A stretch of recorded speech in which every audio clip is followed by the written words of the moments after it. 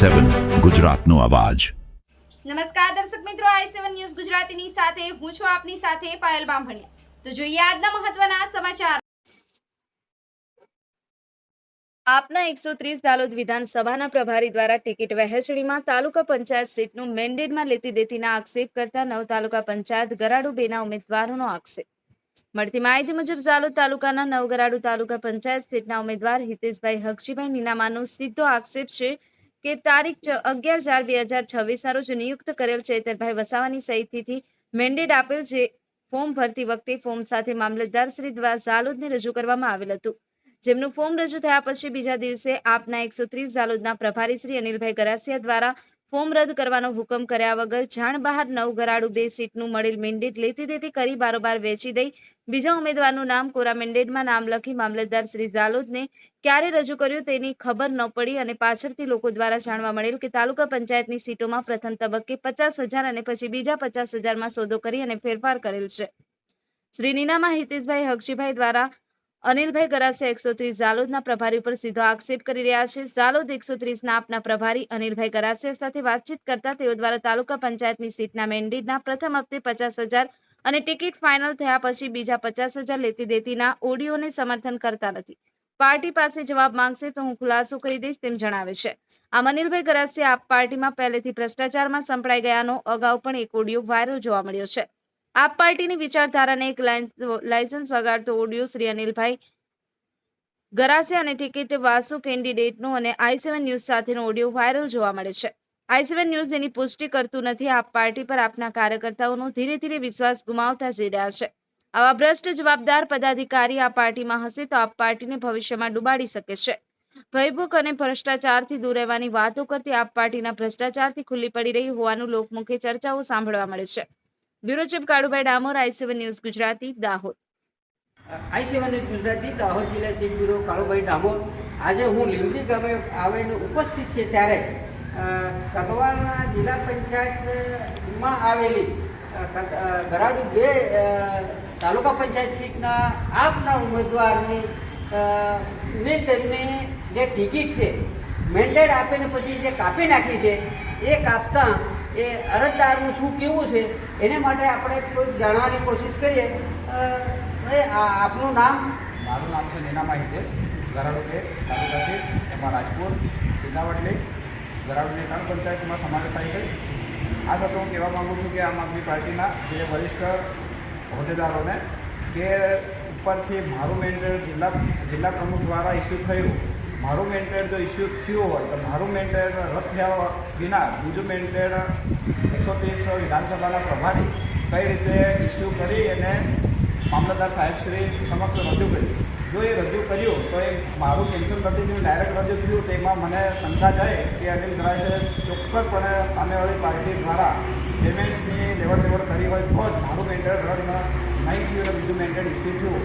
આ સાથે હું જનતાને જણાવવા માગું છું કે આમ આદમી પાર્ટી વાસ્તવમાં જે ધરાતર એક ઈમાનદાર પાર્ટીની જે કહેવત છે એ બિલકુલ સદંતર ખોટી છે। જો ખોટી ના હોય તો મને આ ન્યાય મળે એવી હું આશા રાખું છું। કેમ કે જો એક સામાન્ય વાત જે એક જ તાલુકા સીટમાં 2 મેન્ડેટ રજૂ થતા હોય તો આના પરથી આમ આદમી પાર્ટીનો કેટલો વિશ્વાસ રાખવો એ સાબિત થાય છે। આજે હું આદિવાસી સમાજમાંથી આવું છું એટલે આના પરથી આમ આદમી પાર્ટી આદિવાસીઓને ગુમરાહ કરવાનું ષડયંત્ર રચી રહી એ સાબિત થાય છે। કેમ કે એક જ તાલુકા સીટમાં એક જ સમાજના લોકોને ગુમરાહ કરી રહી છે। આના પરથી સાબિત થાય કે આમ આદમી કેટલી સત્ય અને સાબિત કરવા માંગે છે। કેમ કે હવે સમય આવી ગયો છે એમને દેખાડવાનો કે આમ આદમી પાર્ટી કેટલું છુપાવી રહી છે। જય જોહાર, જય આદિવાસી। તમને આ જે મેન્ડેટ આપ્યું પેલા બીજા ભાઈનું, હા, સૌ પ્રથમ તમને આપ્યું? પહેલું મેન્ડેટ મામલતદાર સાહેબશ્રી સમક્ષ મેં રજૂ કર્યું હતું। મારી જોડે મામલતદાર સાહેબશ્રીને રજૂઆત કરીને મારી જોડે ઓછી પણ છે। મેં સાહેબને પણ કીધું કે સાહેબ પહેલું મેન્ડેટ અને ફોર્મ મારું જમા થયું છે તો સાહેબશ્રીનું કહેવું એવું કે 10 તારીખે તમારું ફોર્મ નથી આવ્યું, 10 તારીખે પેલા સામેવાળા ભાઈએ જમા કરાવ્યું છે, તમે 11 તારીખે ફોર્મ જમા કરાવ્યું છે। તો સાહેબને મેં કીધું સાહેબ મેં 11 તારીખે ફોર્મ જમા કરાવ્યું એ વાત સાચી, પણ મેન્ટેડ ને ફોર્મ બંને એક સાથે મારું જમા થયું છે. એ પાર્ટીનું મેન્ટેડ પાછળથી જમા થયું એટલે મેન્ટેડનું વેલ્યુ હોવી જોઈએ, ફોર્મની વેલ્યુ ના હોવી જોઈએ. તો સાહેબે કીધું એ તમારો પાર્ટીનો પ્રશ્ન છે. તો પાર્ટીનો પ્રશ્ન છે એમ કીધું તો મેં સાહેબને લેખિતમાં અરજી આપી કે સાહેબ પાર્ટીનો પ્રશ્ન કશું નહીં, પણ મને હું એક વાંધા અરજી આપું છું કે પહેલાં મેન્ટેડ અને ફોર્મ જમા થયું એ વેલિડ ગણાવવું જોઈએ. તો તમને તમારું જે આપેલું મેન્ડેટ એ તમે તમારી જે છેલ્લી તારીખે જે ભરવાના ફોર્મ સાથે તમને આપ્યું હતું હા, અને તમને પણ એ રદ કર્યું એ અંગેની કોઈ પણ જાણકારી? મારું મેન્ટેડ કોઈ પણ પ્રકારની મને અથવા ઉપરના અધિકારીઓને જિલ્લા પ્રમુખને જાણ કર્યા વિના બીજું મેન્ટેડ ઇસ્યુ કર્યું. ઝાલોદના આ પાર્ટીના પ્રમુખ સુરેશભાઈ ભાભોરને ભૂગર્ભમાં ઉતરી ગયા એમ કરીને અનિલ ગરાસે મેન્ટેડ માટે 21 મેન્ટેડ લાભ હતા છે, પણ આવું કોઈ વાસ્તવમાં થયું નથી. સુરેશભાઈ પાર્ટી પ્રમુખ એમને કાલે સ્ટેટમેન્ટ આપ્યું છે કે હું પાર્ટીનો વફાદાર કાર્યકર્તા છું એમ કરી. બાકી અનિલ ગરાસે જે ષડયંત્ર રચ્યું, મારું મેન્ટેડ રદ થયા વગર બીજું મેન્ટેડ ઇસ્યુ કર્યું, એટલે 100% પેમેન્ટની લેવડ દેવડ થઈ હોય તો જ મારું મેન્ટેડ વિના રિજેક્ટ બીજું ઇસ્યુ થયું હોય. હેલો, અનિલભાઈ, હાજી બોલો સાહેબ. કાળુભાઈ ડામોર બોલો. બોલો બોલો સર, તમારા નંબર કહેવાય છે. છે જ ને. અરે હું એમ કીધો તો કે તમારા આપ પક્ષની અંદર પૈસાની લેતી દીતી કરે ને ટિકિટો ફાળવે એવા આક્ષેપો છે, ખરેખર શું છે આપમાં? કેવો એટલે કોને લેતી દીતીમાં? ટિકિટો ફાળવવામાં? આપણે તો ટિકિટો પાડવી નથી. જો એવું કે આ મેન્ટાળ એમ કે ઝાલોદના પ્રભારી અનિલભાઈ ગરાસિયા લાયા અને મેન્ડેડો આપણા હાથમાં આવ્યા જ નથી. પ્રમુખશ્રીના હાથમાં હતા મેન્ડેડ. અમુક મેન્ટાડે તમે આલ્યા, પાછળથી આલ્યા તમે આલ્યા, ને આગળ આલ્યા કોઈ બીજા આલ્યા છે, એવું છે કે? એ તો હવે આ તમારા આપ વાળા જે પાર્ટીના ટિકિટો વાળા બોલે છે. પાર્ટીને શું છે કે પાર્ટીના પ્રોટોકોલ ગાઈડલાઈન જે અનાઉન્સમેન્ટ છેલ્લા હોય એમને જ મેસેજ આપવાનો, બરાબર છે. આ લોકો ક્યાંક ને ક્યાંક પોતાની મરજી મુજબના કામો કરતા હતા. તો આ બે મેન્ટોડો કેવી રીતે વેચાયા? આ પાર્ટીની અંદર તમે બી મેન્ટેડ આલ્યા અને બીજા કોઈ ભાઈ મેન્ટેડ આલ્યા. બે મેન્ટેડો અલગ અલગ. એક દિવસ આગળ જે ફોર્મ ભરતી વખતે મેન્ટેડ આલ્યા અને બીજા પાછળથી મેન્ટેડ રજૂ થયા, અને એમાં પૈસાની લેતી દીતી થઈ એવા આક્ષેપો તમારા આપના કાર્યકરો કરી રહ્યા છે. એટલે આમાં આપના કાર્યકરો જે ઉમેદવારો હોય એમને તો ખબર જ છે કે બિચારા નિર્દોષ છે. એમને જે બી અપેક્ષા રાખીને બેઠા હતા કે અમારા નામો છે, ડિક્લેરેશન થયેલા છે, તમને ટિકિટ મળશે, બરાબર. પણ હવે ક્યાંક ને ક્યાંક શું છે આપણને પૂરો ખ્યાલ નહીં, પણ આ લોકોને ક્યાંક અન્યાય છે એવું દેખાઈ રહ્યું છે મને બી. પણ અમુક તમારી જે તાલુકા પંચાયત સીટના કાર્યકરોએ જે પેલા એ ખરા ને ફોર્મ ભરતી વખતે મેન્ટેડ મામલતદારને આલ્યા છે, અને પાછળથી કોઈ પણ પ્રકારનો રદ કર્યા વગર કે એના અરજદારને જાણ કર્યા વગર બીજા મેન્ટેડો આવી ગયા છે. હા, એવું એટલે જ તો કહું છું કે જે વસ્તુ મેં એક જ વાત કરી, ક્યાંક ને ક્યાંક એવું લાગ્યું છે મને બી, મને જાણવા મળ્યું છે કે જેનું અનાઉન્સમેન્ટ હતું એને ત્યાં કઈ ફેરફાર થયા છે, પણ કયા કારણોસર ફેરફાર કર્યા છે એ પાર્ટીનો વિષય છે, એવું જાણવા મળ્યું છે. એમને પાર્ટી મને મેન્ટેડ તમે આલ્યું છે કે તમને આલ્યું છે, તો પછી તમને જાણ તો કરવી પડે ને ભાઈ કે તમારે આ મેન્ટેડ હવે આમાં કેવું છે કે પાર્ટીનો વિષય એટલો છે કે હવે જે તે જવાબદાર વ્યક્તિ હશે જેની મેન્ડેટ સોંપવામાં આવ્યા છે એમને પાર્ટી જે બી પૂછવામાં આવશે જવાબ આપશે. ત્યારે તો શું છે કે હમણાં ચૂંટણી હાલ ચાલી રહી છે એટલે પાર્ટી એમને કદાચ એના જવાબ નહીં માંગી શકે, પછી જવાબ માંગશે કે ભાઈ કેમ તમારે ફેરફાર કરવાની શું જરૂર પડી. પણ એમાં એક વિડીયો મારી પાસે એવો આવ્યો છે કે ભાઈ તમારે પ્રથમ હપ્તા 50,000 અને ફાળવણી થઈ જાય, પછી ફાળવણી થઈ જાય બીજા 50,000 લાખ રૂપિયા તમારે એક સીટ હોય મને આપવાના. એ બધું તો જ છે. હવે વિડીયો મારી પાસે ઓડિયો આવ્યો છે. હા એટલે હે? એ લોકોને પેલી શું કે છબી ચડાવવા માટેનું બધું આ કર્યું છે.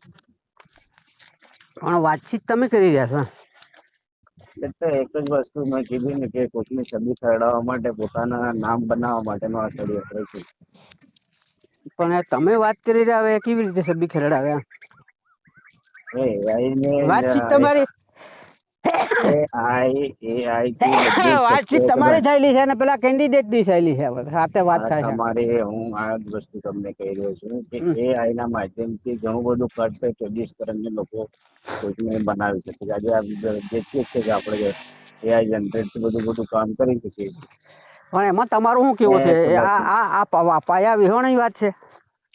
હાજી હા, આમાં તમારું શું કેવું છે? તમારા પર એવો આક્ષેપ છે કે 50,000 રૂપિયા લઈને ટિકિટે બદલી કાઢી અમારી. અમે મેન્ટેડ ફોર્મ સાથે આલેલા આગળ એ મને રદ કર્યા વગર બીજાને ફાળી દીધા અને અમારા ફોર્મ રદ થઈ ગયા. એવો આક્ષેપ કેન્ડિડેટનો છે. તો તમારો એમાં શું કેવું છે? આમાં શું છે કે જે પ્રભારી મારી પાસે જે પણ માહિતી પાર્ટી પૂછશે એ વખતે હું બધા જવાબો સાથે પાર્ટી રજૂ કરવાનું. એવું?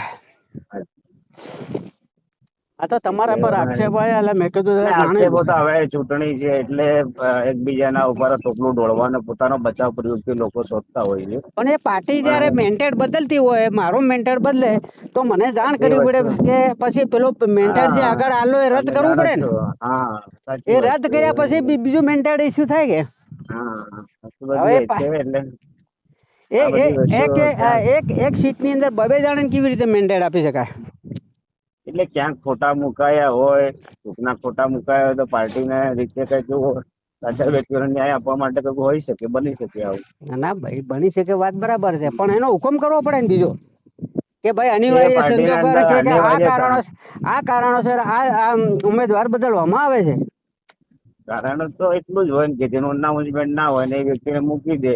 બંધ બેસતું માણસ કોઈ મૂકે તો પાર્ટીનો નિર્ણય છે કે ન્યાય જે માણસને મળવો જોઈએ એના ન્યાય માટે પાર્ટીએ કઈક નિર્ણય લઈ લીધો હોય.